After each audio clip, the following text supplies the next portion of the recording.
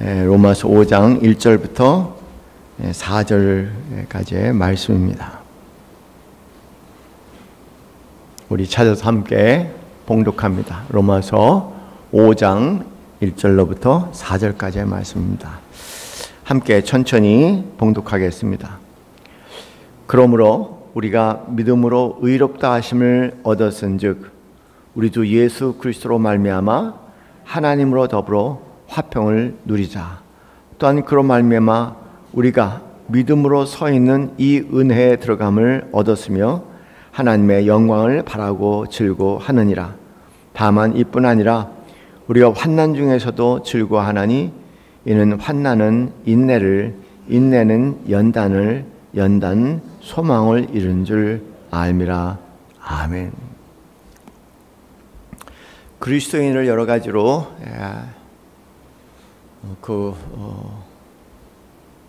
설명할 수 있을 겁니다.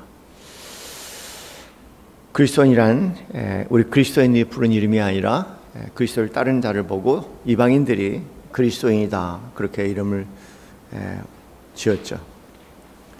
근데 그리스도인의 그 정체성 본질을 여러 가지로 얘기해 볼 수 있겠지만 가장 근본적인 것은 하나님의 은혜를 입은 자들이다. 그런 의미가 아닐까 생각합니다. 하나님의 은혜를 입은 자들. 그리스도인은 하나님의 전적인 은혜를 입은 자들. 그냥 은혜가 아니라 하나님의 전적인 은혜를 입은 자들이다. 그것이 저는 성경적으로나 신학적으로나 영성학적인 차원에서 매우 깊은 의미를 담고 있는 그리스도인의 정체성이라고 얘기합니다. 하나님의 말할 수 없는 은혜, 하나님의 절대적인 은혜, 그 은혜를 입은 자들이다. 에베소 2장 8절 9절 말씀에 너희는 그 은혜에 인하여 믿음으로 말미암아 구원을 받았으니 이것이 너희에게 난 것이 아니요 하나님의 선물이라. 행위에서 난 것이 아니니 누구든지 자랑하지 못하게 하려 함이라 라고 분명하게 못을 박았죠. 또 그리스도인으로 살아가면서도 우리는 우리의 죄의 모습이 지워지는 것이 아니라 오히려 그리스도인의 양심으로 살아가면서 성령께서 조명해 주시는 그 조명의 빛에 따라서 우리의 어둠의 모습들이 더 분명하게 드러나기도 합니다.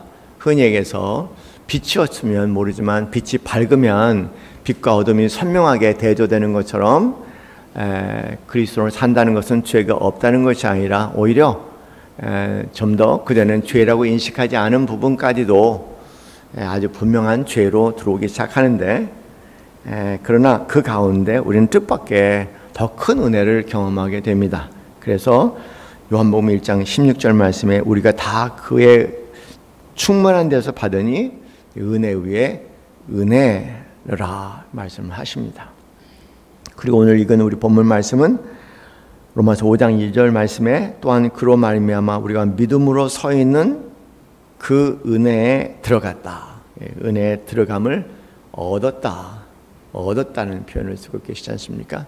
그 은혜에 들어가는 믿음을 얻었다. 하나님 보좌 앞에 나가는 것도 역시 은혜의 보좌 앞에 나아간다. 그렇게 우리는 표현을 하지 않습니까? 우리는 전적으로 하나님 스스로 동의가 되어서 하나님 스스로 우리에게 다가오셔서 그런 하나님의 은혜 안에 들어가는 존재가 됐습니다. 그런 면에서 그리스도인의 정체성은 하나님의 말할 수 없는 은혜, 하나님의 주도적인 은혜, 내가 아니라 하나님의 절대적인 은혜 가운데 살아가는 자들이다. 그렇게 정의를 내릴 수 있겠죠. 은혜로 시작돼서 그리고 은혜로 유지되고 또 은혜로 완성이 됩니다. 그럼 출발도 그렇지만 과정도 그렇고 완성도 역시 오직 하나님의 은혜로 완성이 되는 것이다. 그 부분에서 사도 바울은 고린도전서 15장 10절 말씀에서 우리가 몇 차례 계속 인용하는 말씀입니다. 정확히 그렇게 말씀하세요.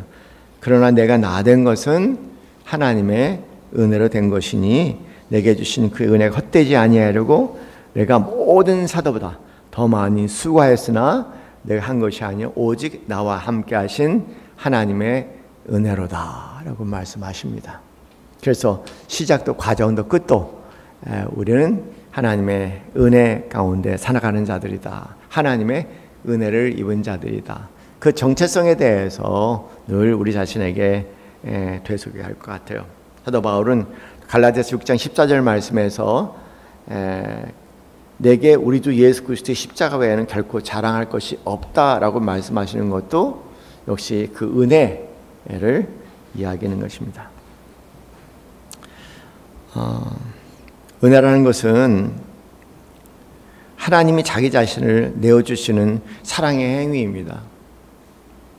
우리가 모르는 하나님 계획 가운데 우리는 도대체 모르겠어요. 왜 그랬는지 그렇게 이해가 안 됩니다. 왜 그런지는 모르겠어요. 그러나 하나님께서 하나님의 섭리 속에 하나님의 크신 계획 가운데 우리를 선택하셔서 하나님이 자기 자신을 우리에게 내어주시는 그런 사랑의 행위를 우리에게 하셨습니다. 그것이 은혜의 본질이죠. 그래서 우리는 세상의 논리는 그렇습니다. 세상의 논리, 사랑을 받으려면은 이렇게 해야 된다, 인정을 받으려면 이렇게 해야 된다고 얘기하지만 복음의 논리는 항상 하나님께서 먼저 우리를 사랑하셨다. 이게 복음의 논리예요. 세상의 논리는 이렇게 하고 저렇게 할 때 하나님의 사랑을 받을 수 있습니다 라는 조건을 매어서 하나님의 사랑을 얘기하지만 성경 그대로 복음을 얘기하면 그게 아니죠. 하나님께서 우리를 먼저 사랑하셨다. 그리고 우리가 하나님을 사랑하는 행위라든가 또는 우리가 하나님을 위해서 섬기는 모든 행위는 뭐냐면 그 하나님의 사랑에 대한 우리의 응답일 뿐이지 사랑을 얻기 위해서 하는 행위는 아니라는 거에 대해서 우리 몇 차례 함께 이야기를 나눴습니다. 에덴 동산의 사건을 한번 생각해 보는 거예요. 에덴 동산이 뭘까? 에덴 동산을 이렇게 저렇게 얘기할 수 있겠지만 에덴 동산은 성경적으로 단순한 어떤 이상적인 이상향이 아닙니다. 에덴 동산을 한마디로 요약한다면 에덴 동산은 하나님의 은혜의 질서 안에 존재하는 축복된 삶이다. 에덴 동산은 오로지 하나님의 은혜 가운데 존재하는 축복된 삶이 에덴 동산입니다. 그것이 저는 에덴 동산의 정의라고 얘기해요. 오로지 하나님의 은혜, 오로지 하나님의 은혜 가운데 은혜의 질서 가운데 모든 것이 존재하게 되는 그 축복된 삶이 에덴 동산에 거하는 것입니다. 그래서 죄는 단지 어떤 규범을 어기는 행위가 아니라 하나님의 은혜에서 벗어난 하나님의 은혜에서 벗어난 존재 방식이 죄라고 얘기할 수 있겠습니다. 다시 말씀드릴게요. 죄는 단지 어떤 규범을 어기는 행위가 아니라 하나님의 은혜에서 벗어난 삶의 방식, 존재의 방식이 죄다. 그렇게 말씀을 드리는 겁니다. 하나님의 공급, 하나님의 보호, 그리고 하나님의 사랑에 의존하기를 거부하고 아담과 하와는 스스로 자기 존재를 유지하기 위해서 자기 중심적인 자리에 위치하게 됩니다. 그래서 그는 타락했다. 그렇게 이야기를 하죠. 하나님 중심적인 하나님의 보호와 돌봄에 하나님 은혜에 전적에 의존해서 사는 사람이 아니라 자기 스스로 자기를 유지하고자 그런 자기 중심적인 선택의 삶을 한 것이 타락입니다. 그리고 모든 도덕적인 잘못은 그 하나님의 은혜에 벗어난 타락의 결과라고 생각할 때 다시 말씀드리지만 죄는 우리의 행위의 죄를 얘기하는 것이 아니라 하나님의 은혜에 벗어난 결과로서 나타나는 그런 후폭풍 같은 것이 죄니까 본질과 그리고 비본질을 죄에 대해서 분명히 저희가 구별을 할 수 있어야 할 것 같습니다. 죄란 것은 하나님 은혜 없이도 살 수 있다는 착각이 죄예요. 하나님 은혜 없이도 살 수 있다는 착각. 그런데 우리는 거의 이런 착각 속에 살아요. 매일매일의 삶에. 우리가 하나님의 은혜를 생각하며 살지 않아요. 나에게 베푸신 말할 수 없는 하나님의 은혜, 그런 절대적인 은혜를 생각하면서 은혜를 입은 자로서 은혜 가운데 매일 묵상하면서 은혜 안에서 말을 하고 내가 경험한 은혜 안에서 움직임을 하는 경우는 그렇게 많지가 않죠. 하나님의 은혜 없이 살 수 있다는 그런 착각이 단지 죄뿐만 아니라 아담과 하와처럼 그 죄로 인해서 많은 불행들을 가져오게 됩니다. 그 착각이 만들어낸 결과가 에덴 동산의 바깥의 삶이다. 고통과 하나님의 분리의, 그다음에 갈등의 역사가 계속 그 이후에 지속이 됩니다. 그렇게 우리가 은혜에서 벗어나서 은혜 안에 사는 존재가 아니라 내가 주체가 돼갖고 내가 스스로 선택해서 살아가겠다는 그런 몸부림 가운데 은혜에서 벗어나는 죄의 삶을, 그 불행한 삶을 반복하게 됐지만 하나님께서 또 예수 그리스도를 통해서 또 다른 형태의 은혜 아니겠습니까? 예수 그리스도께서 우리 같은 죄인을 위해서, 하나님이신 예수 그리스도께서 우리 죄를 위해서 대신 십자가에 죽으셨다. 나를 사랑하사. 여러분, 요한복음 3장 16절 말씀, 하나님이 세상을 이토록 사랑하사 독생자를 주셨으니 이는 저를 믿는 자마다 멸망치 않고 영생을 얻게 하려 하심이라. 이 말씀 얼마나 놀라운 복음의 말씀입니까? 그래서 우리 예수 그리스도를 통해서 다시 하나님의 은혜로 들어가게 하셨어요. 예수 그리스도를 통해서 다시 하나님의 은혜로 우리에게 들어가게 하셨다. 그런 얘기입니다.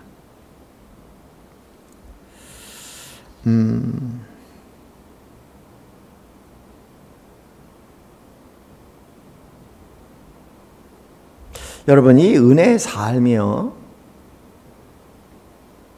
이 은혜의 삶은 에덴 동산 같은 삶이에요. 그리고 이 은혜의 삶은 오늘 우리가 누릴 수 있는 삶입니다. 우리가 이 하나님의 은혜에 온전히 안기게 될 때 일어나는 현상 중에 하나가, 그보다 우리의 삶에 만족감을, 충만함을 줄 수 있는 것이 아무것도 없어요. 그래서 그동안 내가 추구하고 찾았던, 싸우고 투쟁했던 그 모든 것들, 서로 채찍 싸움에 살아가면서 얻어내려고 했던 그 모든 것들이 있지 않습니까? 그것으로부터 자유하게 되는 거죠. 그 기쁨이 그런 것이 줄 수 있는 기쁨과 비교를 할 수가 없는 거예요. 팔복의 내용을 생각해 봅니다. 마태복음 5장 말씀이죠. 팔복의 내용을 생각하면요, 팔복이 이제 그 심령이 가난한 자에게 복이 있나니 그 저희가 하나님 나라를 볼 것이요라고 얘기하고 계속 애통하는 자는 복이 있나니 복이 있나니 복이 있나니 팔복이라고 얘기하지 않습니까? 거기에 복이라는 단어가 마카리우스라는 단어입니다. 그 당시에 예를 들어서 실합 문화 안에서 복이라고 여기는 단어들이 몇 가지가 있었어요. 그 몇 가지 중에 마카리아스도 그 복이란 몇 가지 단어 중에 하나입니다. 이 단어는 특별해요. 뭐냐면 여러분, 복이라는 단어 관련돼서 복과 관련된 행복이라고 하는 단어에 이제 흔히 이제 헤든이라는 단어가 있어요. 헤든이라는 단어도 일종의 행복인데 세상에서 얻는 일종의 쾌락을 헤든이라고 얘기합니다. 그 또 다른 행복에 대한 단어가 있어요. 그건 도덕적으로 자기 자신을 절제하고, 그리고 말 그대로 자기 자신을 잘 훈련해서 얻어낼 수 있는 행복이 있습니다. 다마리우스라는 행복이에요. 그 행복이. 근데 여기 나와는 마카리우스는 그 단어하고 굉장히 다릅니다. 이 마카리우스라는 단어는요, 여기 지금 마태복음 5장에 나와 있는, 팔복에 나와 있는 마카리오스라는 단어는 아주 특별한 의미의 단어예요. 행복은 행복인데 무슨 행복이냐면 하나님과의 관계 속에서만 누릴 수 있는 축복된 상태를 얘기를 해요. 그러니까 하나님과 연합된 상태, 하나님과 일치된 상태, 하나님한테 머무는 자들이 누리는 특별한 행복이 있습니다. 그 행복을 마카리우스라고 얘기하는데, 이 마카리우스라는 단어를 번역을 한 것이 이제 지복이다, 더할 나위 없는 행복이다 그래요. 하나님 안에 머무른 때 우리가 경험할 수 있는 행복을 마카리우스라고 얘기하는데, 더할 나위 없는 행복이다. 세상의 그 어떤 행복과도 비교할 수 없는 더할 나위 없는 행복이다. 그렇게 얘기한 겁니다. 여러분, 여기 팔복의 내용을 할 때 참 오해 많이 해요. 이 동남아시아에는 복이라는 단어가 있든지, 중국에서 떠내려온 단어 복, 동남아시아에 복이라는 단어가 있거든요. 여러분 아시잖아요. 이 땅에 살면서 모든 사람들이 흔히 복이라고 얘기하는 그 복들을 얘기하는데, 깜짝 놀라는 건 뭐냐면 팔복의 내용에서 복이 있나니 그렇게 해석하시는 분들이 계세요. 그렇게 해석하는 성도들이 너무나 많아요. 야, 막 끔찍해요. 어떻게 그렇게 이해를 할 수 있을까? 이거는 오로지 하나님과 하나가 되어서 하나님 안에 머물 때, 우리 여러분 깊은 기도 속에 있을 때, 하나님과 하나가 돼서 깊은 하나님의 임재하심에 머물고 있을 때, 우리가 어떻게 말로 표현할 수 없는 가장 완벽한 충만한 그런 행복을 얘기하시는데, 그 행복이 마카리우스라고 얘기하는 겁니다. 여러분, 이게 얼마나 어려워요? 이 팔복의 내용이 얼마나 어렵습니까? 마태복음 5장의 내용을 보면은 팔복의 내용이 생각하기 참 어려워요. 자, 심령이 가난한 자에게 복이 있나니 천국이 그들의 것이며, 애통하는 자에게 복이 있나니 그들이 위로를 받을 것이며, 온유한 자에게 복이 있나니 그들이 땅을 기업으로 받을 것이며, 이렇게 얘기하시거든요. 근데 여러분, 온유한 게 얼마나 힘들어요? 온유한 게 얼마나 힘들어요? 아유, 나는 관계가 없는 것 같아. 그리스도인하고 요새 살아가면 쉽게 흥분하고 막 그런 모습을 바라보면은요, 조금만 감정을 흔들면은 온유한가 아무런 관계없는 그런 모습들을 우리 서로 주고받고 하잖아요. 예. 그런데 이 지복을 누리게 될 때, 이 하나님의 임재 속에, 그 하나님의 임재 속에 누릴 수 있는 이 복, 말로 표현할 수 있는 기쁨 가운데 그 세계를 경험하고 거기에 머물게 될 때 우리는 온유한 사람이 될 수가 있어요. 그러니까 하나님의 은혜 속에 머물고 있을 때, 하나님의 작은 은혜든 큰 은혜든, 그 하나님의 큰 은혜든 작은 은혜든 그 은혜 속에 머물고 있을 때에 우리는 온유한 사람이 될 수 있다, 그런 얘기예요. 그냥 온유한 사람이 되어야겠다는 건 안 돼요. 절대 그렇게 해서는요. 하나님께서 나를 대하시고 그다음에 나에게 입히신 은혜, 그 말할 수 있는 은혜, 그것이 충만할 때 우리는 비로소 온유할 수 있겠고요. 그런 상태에 있을 때 우리는 말할 수 없는 감격과 기쁨이 있거든요. 감동이. 그 감격과 감동을 우리는 하나님의 임재 속이라고 얘기하는데, 그 임재 속에 있을 때 비로소 우리는 이런 온유한 삶을 살 수 있고, 또 7절 말씀에 긍휼히 여기는 삶을 살 수가 있습니다. 6절 말씀에 의에 줄이고 목마른 자는 복이 있나니 그들이 배부를 것임이라고 얘기했습니다.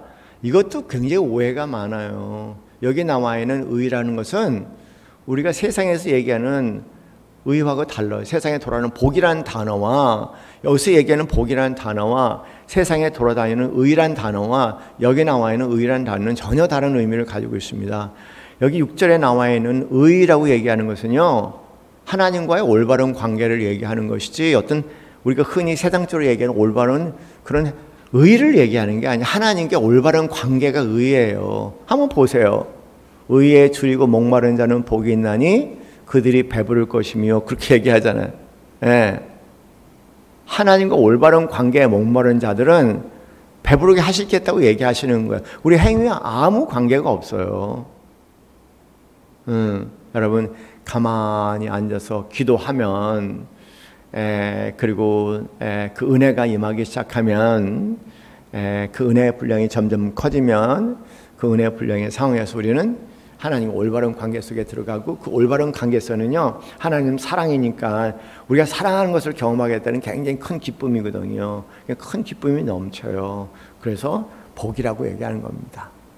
하나님 기쁨 관계 속에 복이라고 마음을 긍휼히 여긴다. 얼마나 힘들어요. 그러나 하나님의 은혜 속에 머물 때 우리는 그때만이 긍휼함이 가능한 거예요.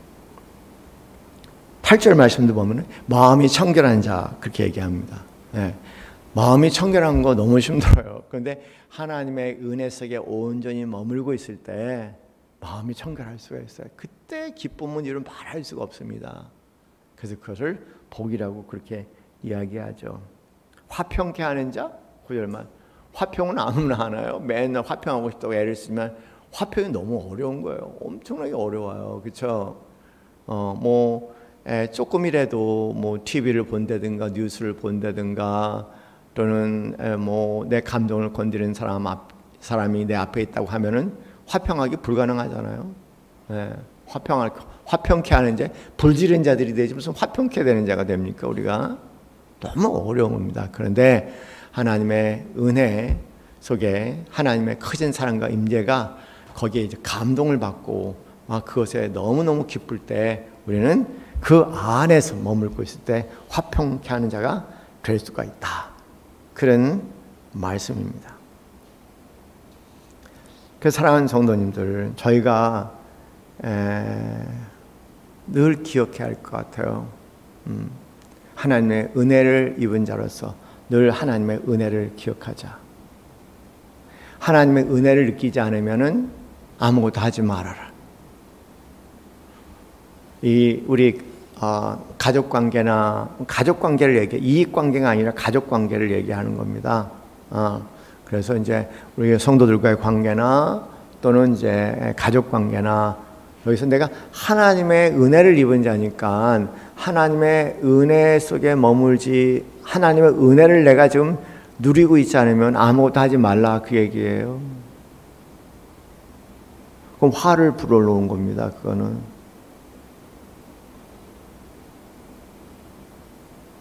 그래서 오늘 설교 제목을 하나님의 은혜를 입은 자들이요 하나님의 은혜 가운데 거하라고.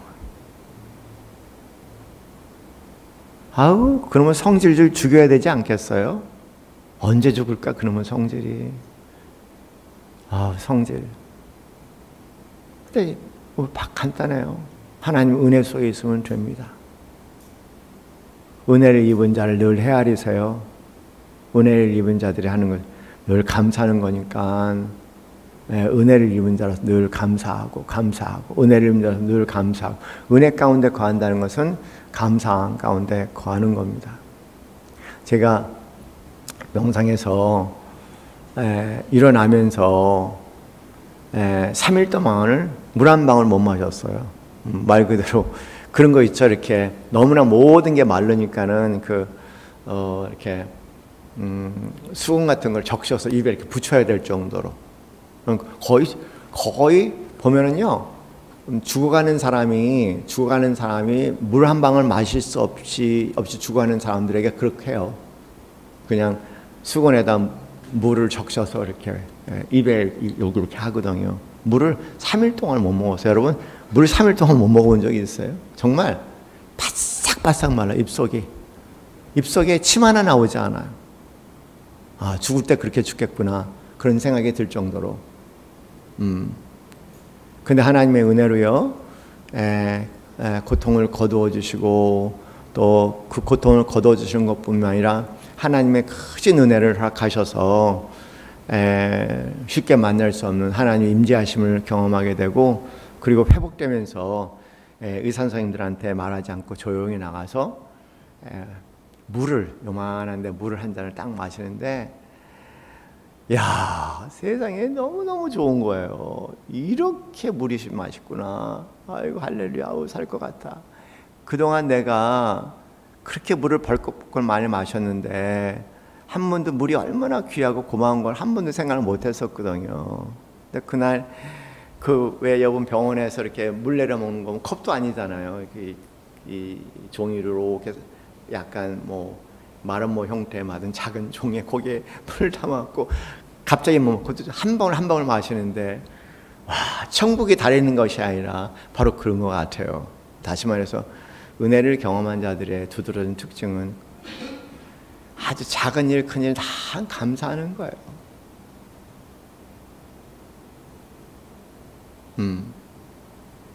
은혜를 입은 자는 늘 감사를 합니다. 은혜에 거한 자는 늘 감사 가운데 거하죠. 거기에 거할 때 우리는 비로소 이런 저런 말씀을 할 수가 있는 겁니다.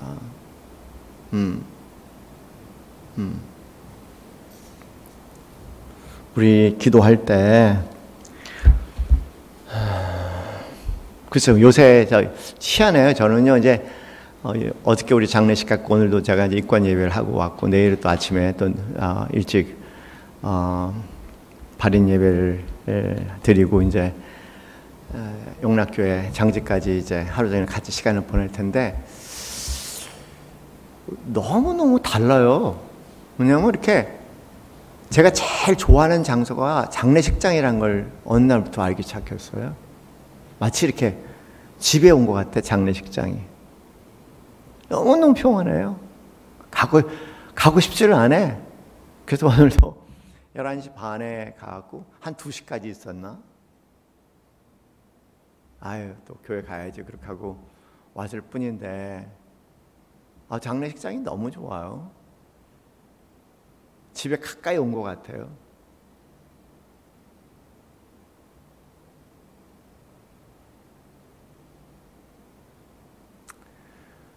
그 은혜 가운데 있을 때 그 당시 우리의 삶의 짐이 되고 부담스러웠던 것들이 너무 좋은 것으로 바뀌기 시작할 때 여러분 삶이 얼마나 많이 달라지겠습니까? 팔복의 내용들이 말 그대로 우리의 삶의 구체적인 실제적인 모습이 될 겁니다.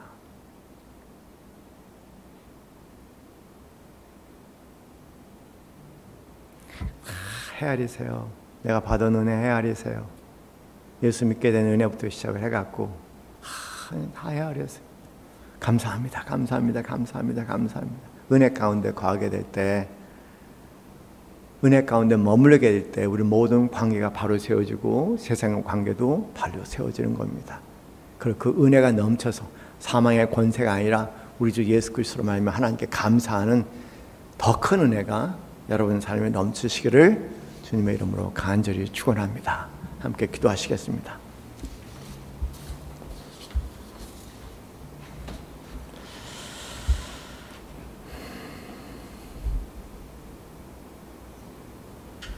사랑하는 성도님들, 우리는 형편없습니다. 정말 형편없는 존재예요. 잘난 척하지 마세요. 우리 되게 형편없어요. 지질이 못났고 어리석고 자기 꾀에 속고 알지도 못하면서 아는 척하고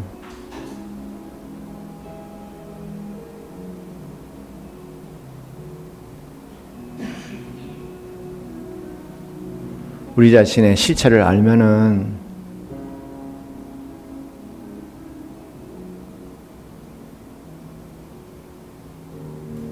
하나님께서 우리에게 다가오셨다는 것이 도대체 이해되지 않습니다.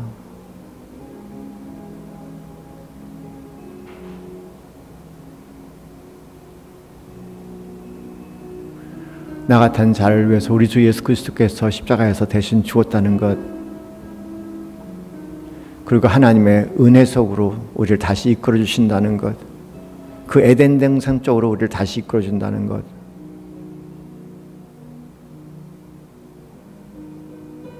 참 이해가 되지 않은 신비입니다.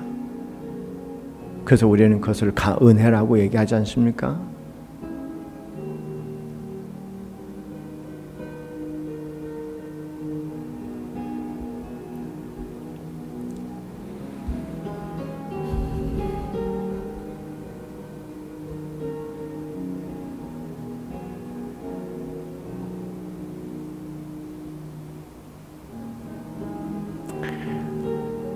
우리가 하나님께 허락하신 은혜를 묵상하며 기도하겠습니다.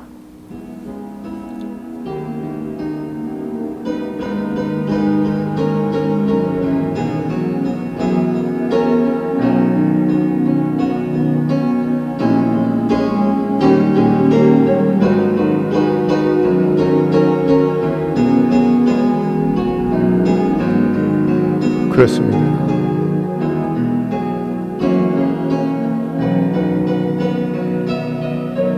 그것은 나의 장례식장이었습니다.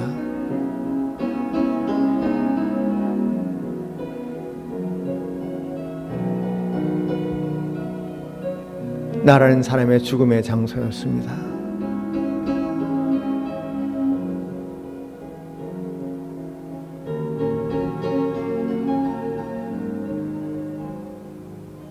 그리고 나를 부활시켰습니다. 부활의 삶의 생수를 마시며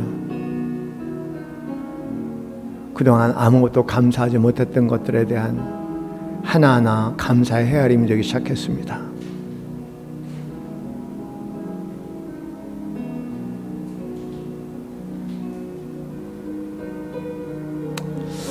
하나님,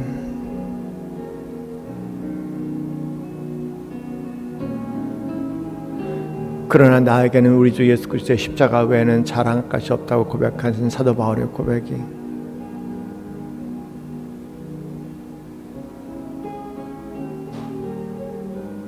우리의 삶이 되게 하여 주셔서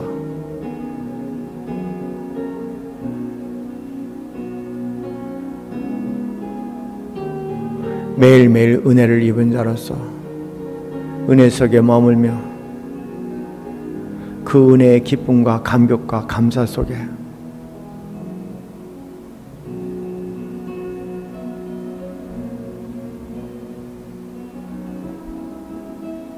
온 세상을 품을 수 있는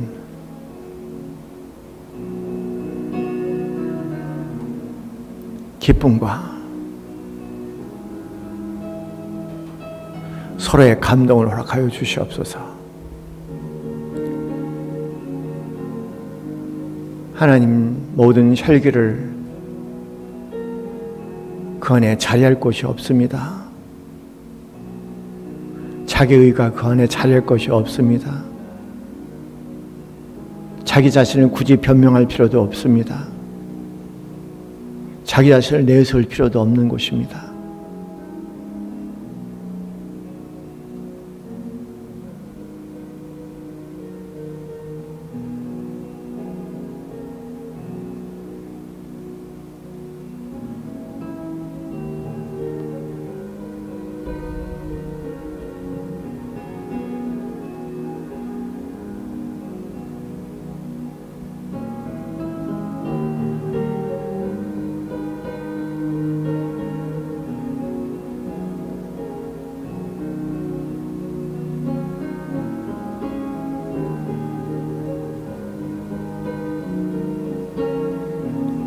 이 시간 간절히 기도합니다. 우리 모두에게 은혜 위에 은혜를 베푸사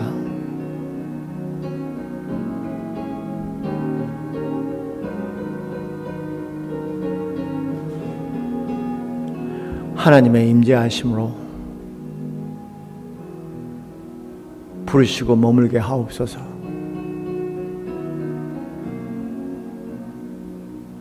그 거룩한 하나님의 임재하심이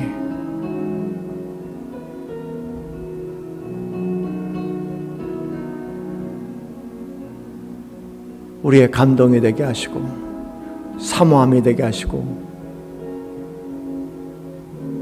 우리의 춤이 되게 하시고 우리의 말과 행동이 되게 하옵소서.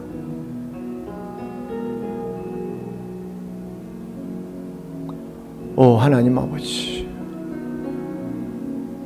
오 하나님 아버지,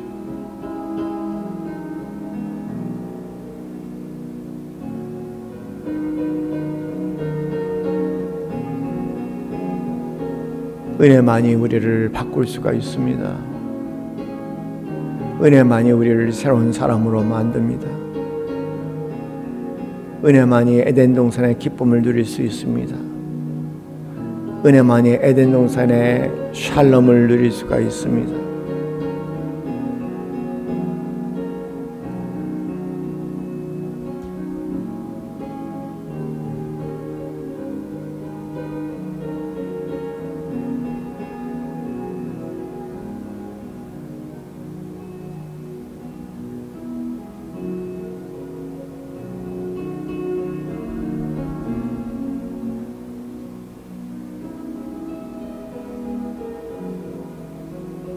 하나님 아버지 감사합니다. 하나님 아버지 사랑합니다.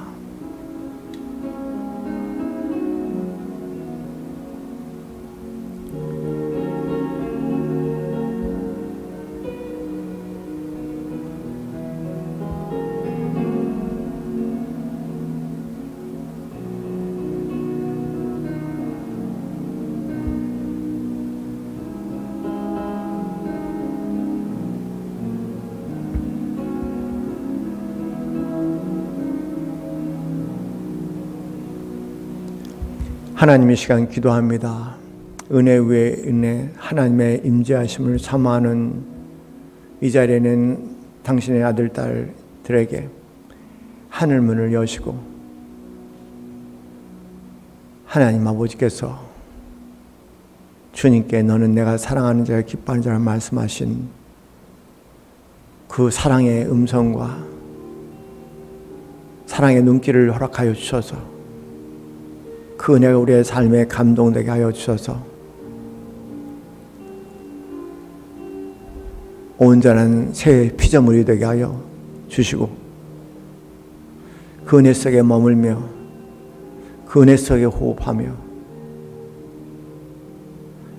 그 은혜의 삶을 살아낼 수 있는 우리의 삶이 될 수 있도록 하나님 우리를 인도하여 주시옵소서. 이제는 우리 주 예수 그리스도의 그 크신 은혜와 하나님 아버지의 지극하신 사랑과 성령님의 교통 교감하심이 오직 하나님의 은혜 품에 안겨 살아가기 소원하는 이 자리에 사랑하는 모든 성도들 머리 위에 지금부터 영원까지 함께 있기를 간절히 축원하옵나이다. 아멘.